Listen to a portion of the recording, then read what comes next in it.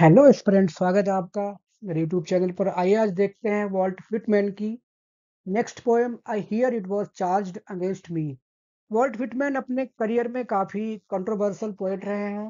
हालांकि वो कंट्रोवर्सी नहीं करते थे, लोगों को उनकी थीम्स समझ नहीं आती थी तो लोग दूसरी तरफ से इंटरप्रेट कर देते थे उनकी थीम्स को, उनके आइडियाज़ को।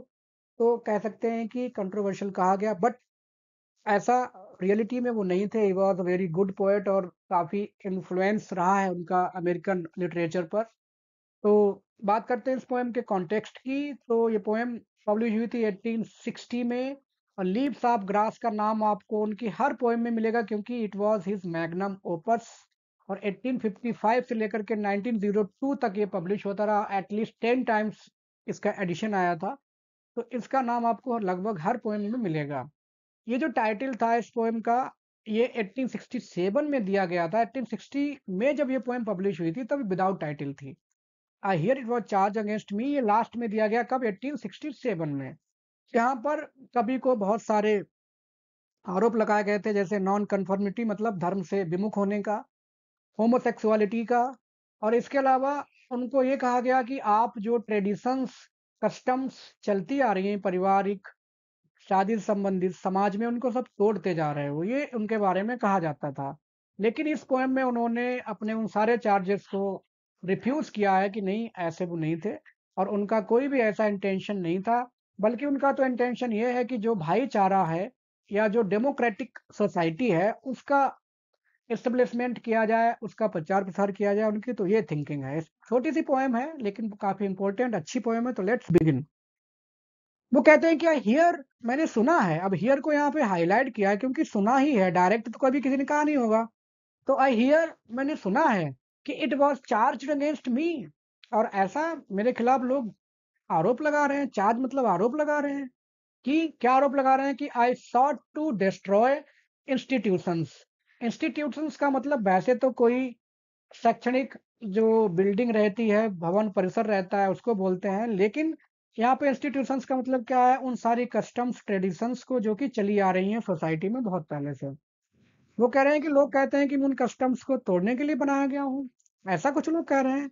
बट रियली, लेकिन अगर मुझसे पूछा जाए तो I am neither for nor against institutions, कि ना तो मैं उन परंपराओं के लिए बना हूँ और ना ही मैं उन परंपराओं के खिलाफ हूँ। मैं तो बस अपने जैसा हूँ। जैसा कि मैंने इनकी बायोग्राफी में बताया हुआ है कि he was a free kind of person, एकदम खुली प्रवृत्ति के इंसान थे। जैसा मिल गया खा लिया, जैसा मिल गया पहन लिया, जो ठीक मिल गया वहां रह लिए, कोई मतलब नहीं था। आफ्टर पैरालिटिक स्ट्रोक जो उनको 1873 में हुआ था, उसके बाद वो अपने भाई के घर रहने गए क्योंकि उस समय वो मजबूरी थी उनकी। उससे पहले वो कभी भी एक जगह ठहर करके नहीं रहे, अपने हिसाब से अपनी मस्त मलंग दुनिया में रहने वाले इंसान थे। तो वही इस पोएम में वो कह रहे हैं कि but really I am neither for, ना तो मैं इंस्टीट्यूशंस के लिए बना हूँ, ना मैं उनको सपोर्ट कर रहा हूँ, ना ही मैं उनको तोड़ना चाहता हूँ। मैं तो भाई अपने आप में खोया हुआ इंसान हूँ। What Indeed have I in common with them, और मेरा उनसे क्या सामना है। देखो ये क्वेश्चन मार्क लगा हुआ है। वो कह रहे हैं कि मेरा उनसे क्या लेना देना है। मेरे पास कॉमन मतलब मेरे पास ऐसा क्या है कि जो उन इंस्टीट्यूशन से मिलता जुलता हो। I am neither for nor against, मैं उनसे एकदम उन परंपराओं से जो चलती आ रही हैं, चाहे वो जैसे ये कहते थे फ्री लव को, या होमोसेक्सुअलिटी जो भी है, या प्रोस्टिट्यूशन इनकी नज़र में बुरा नहीं था। इन सब आइडियाज़ को वो करते थे अपने प्रचार प्रसार, जो लोगों को समझ नहीं आता था।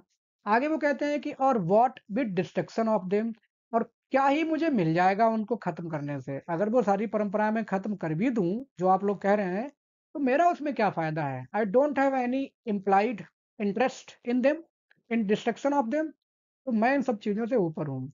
Only I will establish in Manhattan, ये क्या है, मैनहट्टन जो शहर है वहां के बारे में कह रहे हैं कि मैं सिर्फ क्या करना चाहूंगा, मैं स्टैब्लिश करना चाहूंगा, जमाना चाहूंगा किस चीज को, न केवल इस शहर में बल्कि अमेरिका के हर शहर में। क्या, इनलैंड एंड सी बोर्ड, ना केवल जमीन पर बल्कि सामुद्रिक जो जहाज चल रहे हैं वहां पर भी, या समुद्र के ऊपर भी, हर तरफ।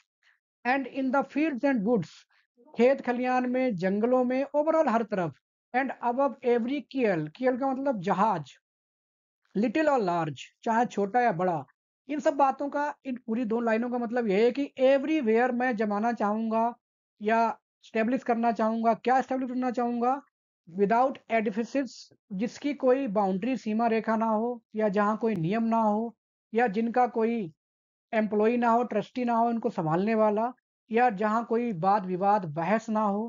कैसा इंस्टीट्यूट होगा वो? The institute of the dear love of comrades. भाईचारे का जो प्यार है या जो भाईचारा है, उसको मैं एस्टेब्लिश करना चाहूँगा हर तरफ। बल्कि मेरा तो ये इंटेंशन है, मेरा ये इंटेंशन नहीं है कि मैं उन उन इंस्टीट्यूशंस को ख़त्म करूँ, बल्कि मेरा तो ये इंटेंशन है कि मैं इन हर तरफ, चाहे वो जंगल हो, चाहे खेत खलियान हो, चाहे ज़मीन हो, चाहे समुद्र हो, चाहे कहीं भी कुछ भी, मैं तो बल्कि इन सब चीज़ों को एस्टेब्लिश करना चाहूँगा। मेरी तो टेंडेंसी ऐसी है भाई, मुझे इंस्टीट्यूशंस को ख़त्म करने से क्या मिलेगा और मुझे उनको सपोर्ट करने से भी क्या मिलेगा? इनके खिलाफ जो आरोप लगाए गए थे होमोसेक्सुअलिटी के या नॉन कन्फर्मिस्ट के, इन सब चीज़ों को उन्होंने इस पोएम में जवाब दिया है। तो ये 1867 में इसको टाइटल दिया गया था, 1860 में विदाउट टाइटल पब्लिश हुई थी। तो ये था छोटी सी पोएम का सारांश या एक्सप्लेनेशन। आप चैनल को लाइक, सब्सक्राइब, शेयर कर लें। Thanks for watching.